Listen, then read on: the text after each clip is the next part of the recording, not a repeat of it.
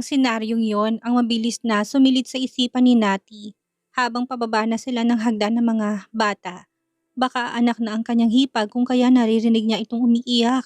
Marahil dahil sa sakit ng tiyan o kung hindi naman ay sa nerbiyos. Kaya rin merong ingay at komosyon sa ibaba ng mansyon.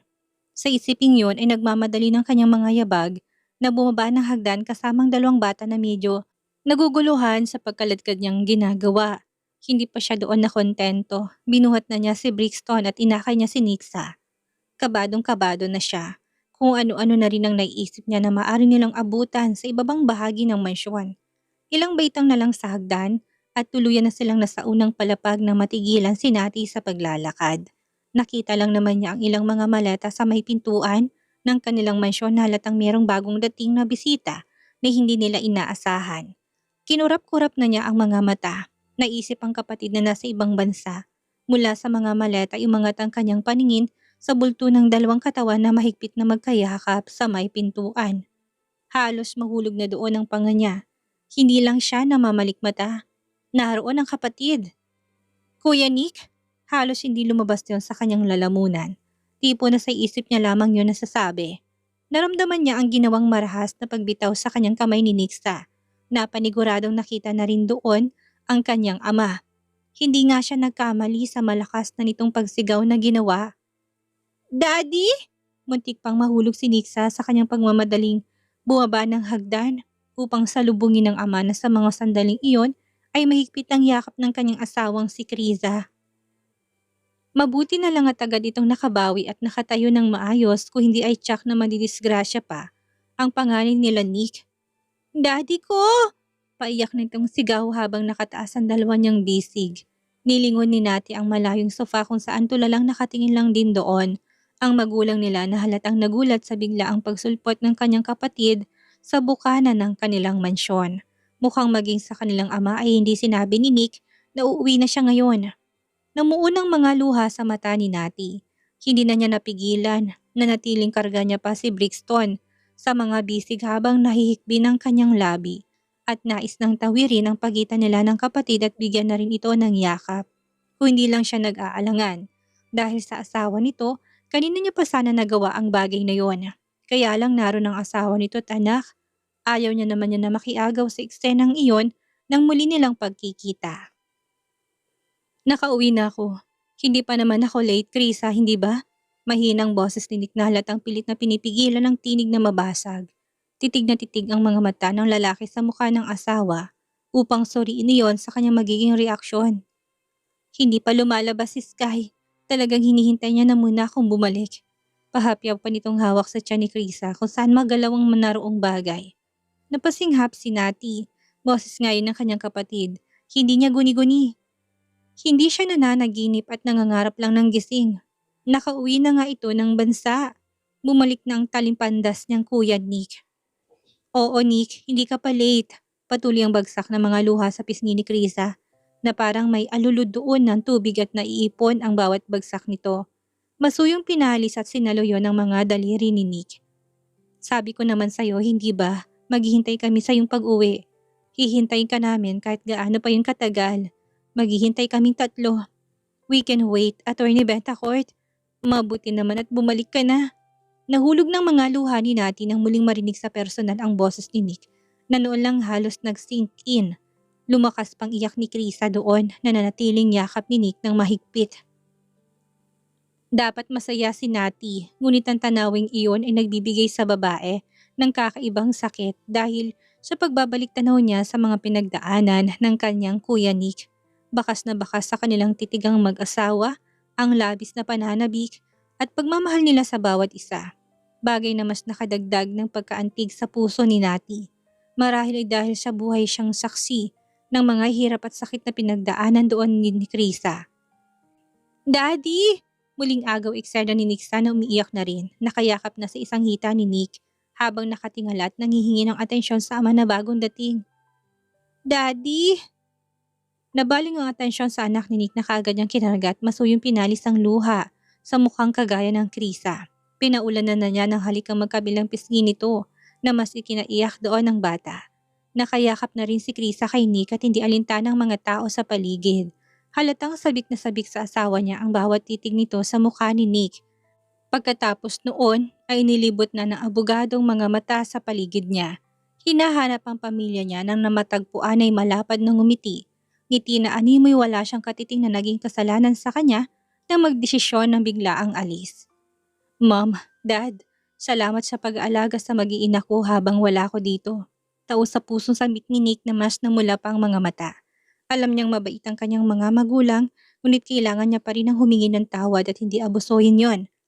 Patawarin niyo po ako sa ginawa ko ng desisyon na padalos-dalos. Lalo na sa'yo, Nati. Kung wala kayo, baka nawasak na rin kami ng binubuo kong pamilya.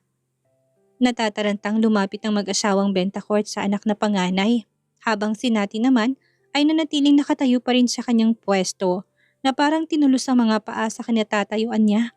Kada nahihirapan siya noon sa trabaho at negosyo na ipinasa ng kapatid sa kanya, binibilang niyang sama ng loob niya at malakas na sinasabing kailangan na pagbayaran yun ni Nick sa kanya.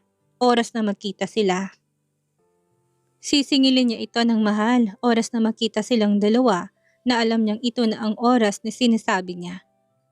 Ayos lang, Nick, naintindihan ka naman naming anak. Naintindihan namin ang ginawa mong desisyon. Tugon ng ginang nang walang anumang bahid ng galit ang tinig para sa kanyang panganay na anak. Subalit ngayon na ang kapatid ay nakauwi na at nasa harap na niya ang kuya Nick niya, parang letrang nakasulat sa blangkong buhangin na hinawi ang mga halik ng alon na naglaho ang lahat ng iyon. Hindi niya na rin maalala pa at lalong hindi na niya maramdaman pa ang sakit at hirap na idinulot noon sa kanya at pinaghirapan niyang kimkimin ng mag-isa. Ang makitang kapatid na okay na kumpara sa kanakaraan ay sapat na yon kay Nati. Hindi na niya kailangan pang paulit-ulit na sumbatan ng kanyang kapatid doon. Ang mahalaga, magaling ka na. Hindi ka rin bumitaw, hindi ka gaanong nagtagal at bumalik ka na rin naman kaagad. Nag-lie low ka lang. Namiss lang ng utak mo ang pagiging isang abogado mo kaya ka ganyan. Malambing na niyakap ni Nick ng ina sa tinuran niyang iyon. Isang tango naman ang binigay niya sa ama na siyang nakakaalam ng lahat ng mga plano niya. Kalimutan na natin ang nakaraan, Nick. Ang mahalaga ngayon ay hindi mo na pinatagal pa ang paglayo mo. Bumalik ka rin naman kaagad. Hindi ba? Naiintindihan ka namin ng daddy mo. Nauunawaan namin ang dahilan mo kung bakit pinili mo ditong umalis na muna pansamantala. Huwag mo nang alalahanin ang bagay na yon, ha? Ayos na anak. Balik na tayo sa dati. Sa susunod, huwag mo na lang sanang uulitin yon lalo na kung buntis si Krisa. Sobrang hirap nun sa kanya. Mabuti na lang at ang tatag na rin niya ngayon. Bumabaha pang luhang lumapit na rin si Nati sa kanilang banda.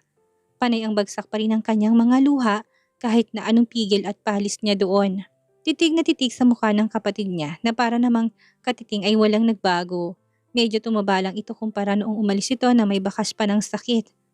Sa akin, hindi Kuya Nick. Hindi okay sa akin ang lahat. Grabe ka kaya, sobrang dami ng hirap na pinaranas mo sa akin. Malakas na protesta ni Nati na tinawid ng kanilang distansya. Narinig mo?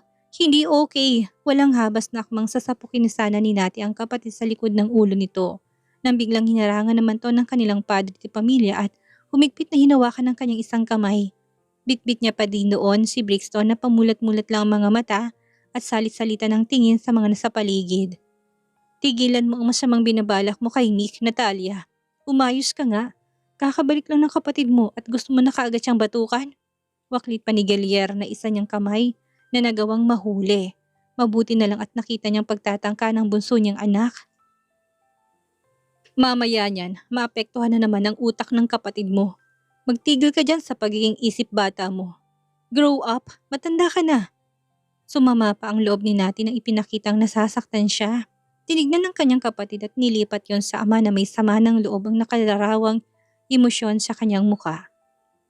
Hindi pa ba ako nag-grow up ng ganitong sitwasyon, Daddy? Sinalo ko ng lahat ng responsibilidad ni Kuya Nick na iniwan niya. Pagiging isip bata pa rin yon sa paningin niyo ni Mommy? Ang unfair niyo naman sa akin. Hindi na napigilan ni Nati na sabihin iyon dahil pakiramdam niya, palagi na lang siya ang mali. Isip bata man pero yun ang nararamdaman niya. Palibhasa, paborito niyong anak si Kuya Nick eh. Tama na yung inyong yan. Ngayon pa ba kayo magsusumbatan? Ang mahalaga nakabalik na si Nick. Sabad na ng ginang na alam niyang seryosa ng bunsong anak sa lumalabas nitong mga hinaing sa kanyang bibig. Dapat masaya lang tayo. Tama ng pagbabalik tanaw sa pangit na nangyari. Malambing na inakbayan ni Nick si Nati na mas naiyak pa sa ginawang iyon ng kanyang kapatid. Parang kailan lang ay parang bangungot na dumaan ang nangyari dito ng mga pagsubok. Bangungot na hindi halos lubos maisip na mararanasan ng pamilya nila. At ngayon, huling nalagpasan yon ng kanilang pamilya. Huwag kang mag-alala, Nati. Ngayon nandito na ako. Babawi ako sa'yo. Babawi ang Kuya Nick sa'yo. Ano bang gusto mo? Sabihin mo lang sa akin. Vacation trip. Saang bansa mo gusto? Mamili ka lang. Kahit saang dako pa yan ng mundo. Sagot kong lahat ng expenses mo. Ultimong pambili mo doon ang mga gusto mo. Isama mo pa si Brixton kung gusto mo. Pagbibigyan kita. Ililibre kita ng magiging bakasyon. Napaawang ng bibig ni Nati sa tinurang yun ni Nick. Naisip ang magiging bakasyon ni Gaston sa Italy na para yatang napapanahon ngayon. Kung doon ang hihilingin niya sa kapatid, maaari silang magkasamang tatlo sa bansa. Instant reunion nila yon. Mukhang ito ang reward na kanyang mga hirap. Seryoso ka ba dyan, Kuya Nick? Baka naman pinapaasa mo lang ako. Tapos kapag pumayag na ako, saka mo naman babawiin at sasabihin mong biro lang ang lahat ng sinabi mo. Wag mo kong bulayin. Natawa na doon si Nick na bahagyang pinisil pang isang pisngi ng kanyang kapatid na lalo lang namula. Tuwang-tuwa na naman si Nick sa reaksyon at itsura ni Nati na parang walang ipinagbago. Kailan ba kita biniro? Compensation ko yon sa pagiging mabuti mong hipag kay Krisa at tita kay Nixa. Compensation sa pagsalo mo sa lahat ng obligasyon ko at responsibilidad sa kumpanya. Deserve mo mga bagay na hihilingin mo sa akin. Kaya naman bakit iniisip mong biro lang ang lahat ng iyon? Lingid sa kaalaman ni Nati na gawa ng makausap ni Gaston si Nick na siyang unang nakaalam na nasa bansa na ang abogadong asawa ng kanyang pamangkin. Naikwento ng gobernador ang lahat ng mga hirap ni Nati habang walang abogado sa bansa na matamang pinakinggan naman yon ni Nick. Pwede mo siyang payagang magbakasyon bilang kapalit ng mga paghihirap niya at sakripisyong ginawa niya. Kailangan din naman niya ng break. Ipasama mo pamangkin mo si Brixton para masulit nilang mag-ina. Pagod na pagod ang kapatid mo sa responsibilidad na ikaw sanang gumagawa. Hindi alam ni Nick na paalis ang gobernador ng bansa at kaya sinasabi yun sa kanya ng lalaki ay nais ni Gaston na makasamang kanyang mag-ina sa Italy. Friday pa naman ang alis niya. Mahaba pang mga araw na lilipas na magagawa niya ng paraan upang ihanda ang mga bagay na kakailanganin nila doon. Out of the country ang gusto ko, Kuya Nick. Makahulog ang nagtinginan ng mag-asawang Bentacourt, si Krisa at Nick sa sagot ni Nati. Ang weird kasi ng dating ng sagot nito na sa kanilang pandinig na kung tutuusin ay kayang-kaya naman ni Nati. Hindi niya na kailangan magpaalam pa sa kanyang pamilya kung gugustuhin niyang umalis ng bansa. Bakit nagulat ka? Akala ko ba kahit sang lupalo pa ng mundo? Sinasabi ko na nga ba, sinungaling ka. Siyang bansa nang malagyan ko na kaagad ng budget. Italy, Kuya Nick. Gusto kong magbakasyon kami ni Brixton sa Italy. Habang masayang nag-uusap ang mga magulang ni Nati at Nick kasama si Krisa upang pag-usapan ng mga nangyari sa abogado, habang nasa ibang bansa ito'y abala naman si Nati sa loob ng kanyang silid sa pagbabalita kay Gaston na magbabakasyon sila ng Italy ni Brixton. Hindi makapaniwala ang gobernador na mangyayari ang nais niya. Kaunting pag-asa lang ang pinangahawakan niya doon. Naging excited din ang lalaki lalo na't nalaman ng kasama ang kanilang anak na si Brixton. Sikasuhin na kaagad ni Nati ang passport ng bata. Yun ang sinabi ng babae na tanungin siya ni Gaston sa unang hakbang niya. Ako na magpaprocess ng passport ni Gaston para mas maging mabilis. Excited na presenta ni Gaston na agarang tinanggihan ni Nati. Makikita kasi ng gobernador na apelido niyang gamit ng bata. Oras na pumayag siya doon na ito ang maglakad. Why not, Natalia? May ibang problema ba? Ako na lang, mabilis lang naman kumuha ngayon ng passport at saka alam kong busy ka rin. Hindi. Nati, ako na. Ipasa mo na lang mga documents ni Brixton na kailangan para sa pagkuha ko. Mas mapapabilis kung ako mismong gagawa nun. Alam mo kung anong ibig ko sabihin, hindi ba? Huminga ng malalim si Nati at nagbago ng kanyang pwesto. Kailangan na niyang sabihin yon at hindi sila matatapos nito kung pinapahaba niyang pinapahaba. Hindi naman siguro siya aawayin ng lalaki. Bentacourt ang gamit niyang apelido at unknown na nakalagay sa space ng father's name niya. Inamin na ni Nati ang bumabagabag sa kanya. Yun naman kasi ang totoo, tinago niya ang bata. Alangan namang ipaapelido niya pa ito sa kanya. Ano siya, ibang? Mabuti na yung nalalaman nitong totoo. Saka kung magagalit man sa kanya ang gobernador, edi Aawayin niya rin ito? Ubra ba sa kanya si Gaston? Alam mo naman ang dahilan ko. Dugtong ni natin na manatiling tahimik ang kausap sa kabilang linya. Bahagyang nasaktan ng ego ni Gaston. Hindi niya ikakaila iyon ngunit sa halip na makipag-away siya kay Nati, minabuti na lang nagawa nito ng solusyon. Wala naman kasing dapat nasisihin sa bagay na yon kung hindi silang dalawa. Kung si Nati ang ituturo niya, baka kung saan pa sila humantong na pagtatalo nito. Walang problema, magkita tayo sa Lunes at ayusin natin ang papers niya. Kung kinakailangan na magpa-DNA test kami para maging ebidensya, we can do those things. Hindi na kailangan pagtalunan pa to. Gulantang na napaawang ang labi ni Nati. Inaasahan niya na yon pero nagulat pa rin siya sa reaksyon nito. Okay. Araw ng Lunes ay nakita ang dalawa upang ayusin ang papers ng kanilang anak at ipaapelido ito kay Gaston.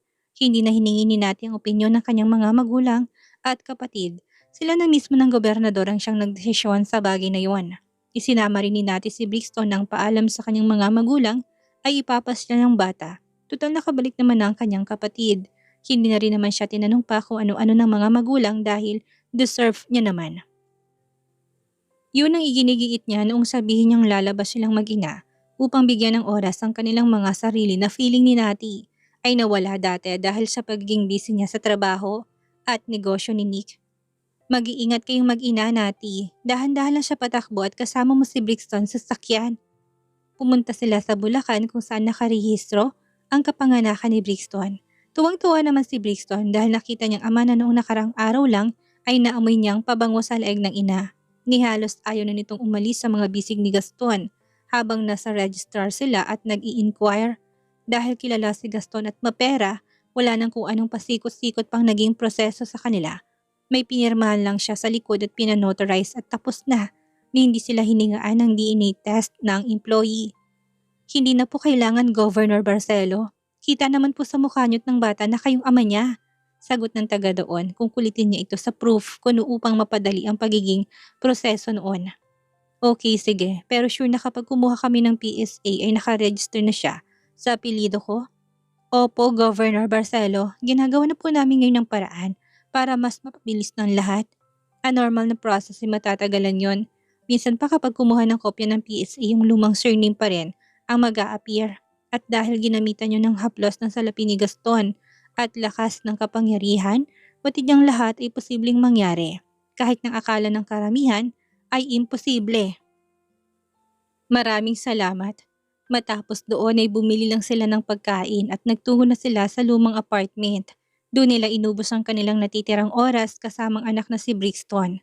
Nang makatulog ang bata sa pagod ay nakakuhang dalawa ng solo at pribadong oras na hindi nila pinalampas. Matapos noon ay nagsimula si Gaston na mag-book ng hotel na tutuluyan nila at ng mga lugar na pupuntahan nila kapag nasa Italy na silang mag-anak. Lahat ng desisyon doon ay hiningi niyang opinyon ni Nati na mas na-excite na muli sa travel nila. Pakiramdam ni Nati ay buo silang pamilya. Walang kulang ni hindi niya nabanggit ang label na meron sila. Kung meron man o wala lang yun, ayaw niya sirain ang mood nilang dalawa ni Gaston na masaya pa. Sure ka ba na hindi kami abala ni Brixton sa trip mong ito? Baka mamaya hindi ka mapuntahan dahil lang kami ang inaalala mo. Pwede naman kami na mag-shopping na hindi ka kasama o gumala sa ibang mga pasyalan na kami lang ni Brixton. Sa hotel na lang tayo magkita. Ayos na ayos lang talaga sa akin yon, Gov. No, Natalia. Kailangan kasama niyo ako ni Brixton. We can extend ng ilang araw kung medyo hindi kaya ng schedule ko. Basta dapat kasama niyo akong gagala doon. Yun ang unang bakasyon natin na buo tayo. Alright, sabi mo yan ha. Kasama mo ba yung secretary mo? Hindi ba nakakahiya sa kanya na ibubuk ko naman siya ng ibang room kasama ng ilang mga bodyguards? Bakit ka mahihiya? Kilala mo naman sila at kilala rin nila kayong mag-ina ko. Wala ka namang dapat na ikahiya. Nakaupo si Gaston sa sofa habang nakauna si Nati sa mga hita niya. Nasa loob ng silid si Brixton at tulog pa. Lumapad pang ngiti ni Nati na nai-imagine ang magiging gala nilang mag-anak. Ang unang gala, sabi ni Kuya Nick, all expenses daw namin ay sagot na niya. Humanda siya sa akin. Lustay kung lustay ako. Natawa lang si Gaston sa planong iyon ni Nati. Kung tutuusin, ay kaya niya naman yung gastusan kahit na magkano, ngunit ayaw niya sirain ang plano nito sa kanyang kapatid bilang ganti sa paghihirap nito dito. Susuportahan na lang niyang babae. Kung may kulang man, ipupunan na lang niya iyon ng matiwasay. Sa yaman ng kapatid mo, hindi yun masasaktan kahit na milyon pang hingin mo. Mga bigatin kaya mga client na naipanalo niyang kaso nitong mga nakaraang buwan. Barya lang yun sa kanya, Natalia. Bumangon si Nati na nakangisi. Ayun na nga, kaya sasamantalahin ko. Dapat na masulit kong bayad niya sa mga paghihirap ko, no? Natawa na lang si Gaston na napailing ng ulo habang nakatingin sa determinadong mukha ni Nati na perahan ng kapatid nitong abogadong mayaman. Sa tono ng pananalita, parang nanggaling ng hirap.